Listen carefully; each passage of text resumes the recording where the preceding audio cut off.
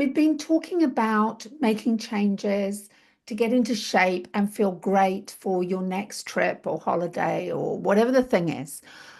I believe when it comes to achieving any health, nutrition, weight loss goal, the first step is simple. You've got to make a conscious effort to eat on purpose, not winging it. I used to keep a food diary meticulously, right? I wrote everything down retrospectively. Then I started to track everything on my Fitness Pal. I became obsessed with the macros and the calories and the numbers.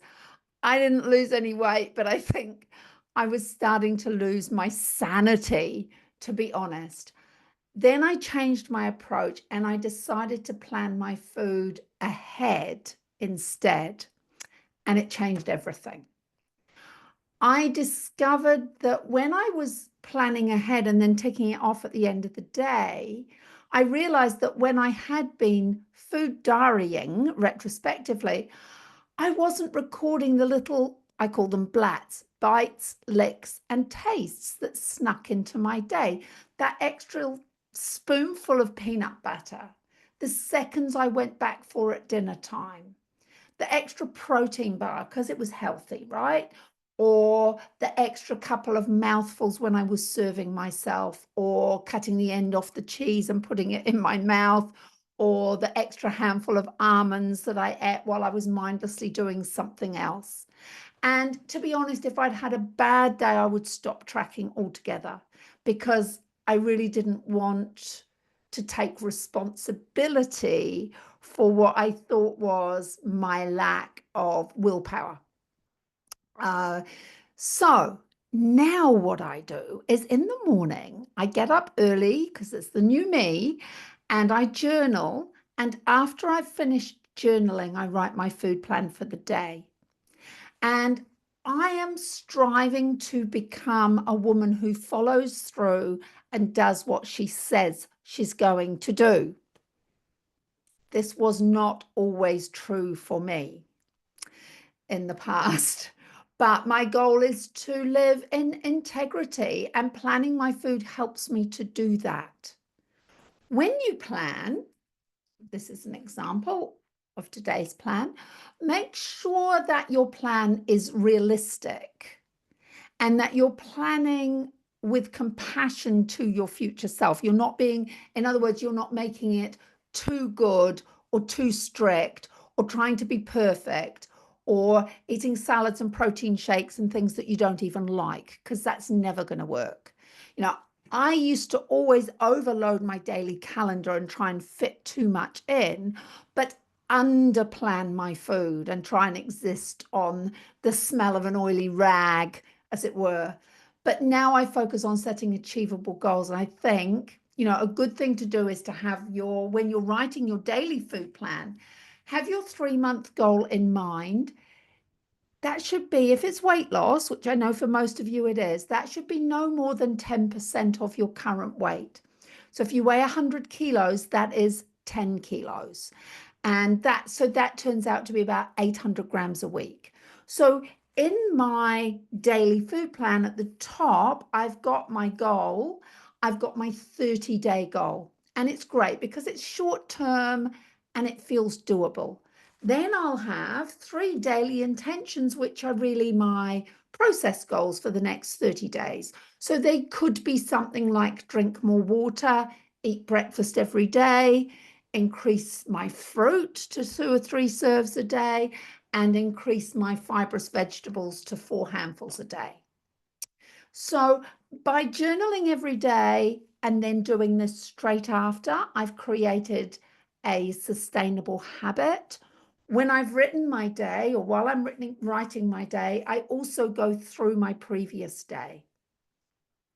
So I review the previous day and I identify what didn't go as planned and I highlight it so that I can adjust going forward and create better strategies. So, this day I'd planned to have pumpkin at lunchtime and I didn't. I Therefore, I didn't have any carbohydrate at lunchtime, so I ended up having basmati rice at night. I don't normally eat carbs at night. So I can see why that happened. And it was because I was short on time and I couldn't be bothered to cook the pumpkin. So clearly I needed to have something ready that I could grab.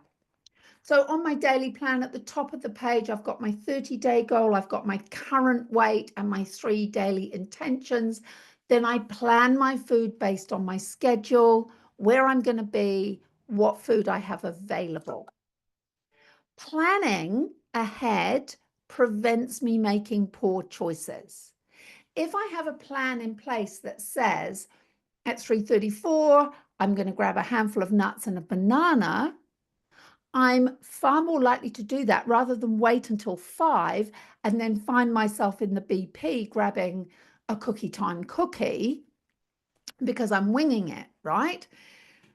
By planning ahead, I am in control of my food choices and I'm planning with my prefrontal cortex. I don't want my Labrador brain, which is what we call it at Outlook. That's the impulsive, instant gratification Ginny. I don't want her making my food decisions. I don't want the tired, hangry version of me making food choices at 4 or 5 in the afternoon. I want the morning version of me, the one who just journaled and has a clear vision of the future woman I want to be, right? I really want her to make my food decisions for the day. And if I've written it down as opposed to putting it in an app, I find it's far more likely to happen. There's something about the power of putting pen to paper. I tell you, there is. Now, you could choose to do My Fitness Pal as well if you like the numbers. That's fine. Now, I just find that reviewing daily lets me know what's working and what it isn't, right? And where I need different strategies and different foods and different ideas. I don't record for weight loss anymore. It's for health, longevity, energy. But if you don't have a record of what you've eaten and review it, and you're not losing weight or you're not feeling better or you don't have more energy, how in God's name do you know what to change? You really don't. People often tell me, I can't lose weight. Nothing works for me. But if we don't know what you are actually doing, how do we know what to change? How do I know what to tweak or what to suggest? We know from study after study that food recall is unreliable.